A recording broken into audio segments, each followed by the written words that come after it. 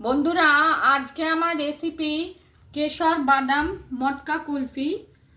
প্রথমে দুধটা ঘন করে নিলাম, গুঁড়ো দুধ দিলাম, চিনি দিলাম প্রয়োজন মতো, তারপর কাজু বাদাম পেস্ট করে দুধের সঙ্গে গুলে দিলাম, কেশর দিলাম, তারপর নাড়তে লাগলাম। মিশ্রণটা ঘন হয়ে গেল, সেটা ঠান্ডা করে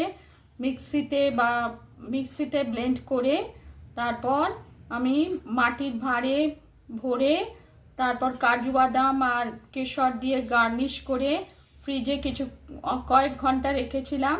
আর র্যাপিং পেপার দিয়ে মুখটা মুড়ে রাখতে হবে যাতে আইস ক্রিস্টাল না জমে। তৈরি হলো কেশর বাদাম মটকা কুলফি। রেসিপি পছন্দ হলে লাইক করবেন, চ্যানেলটিকে সাবস্ক্রাইব করার অনুরোধ রইল।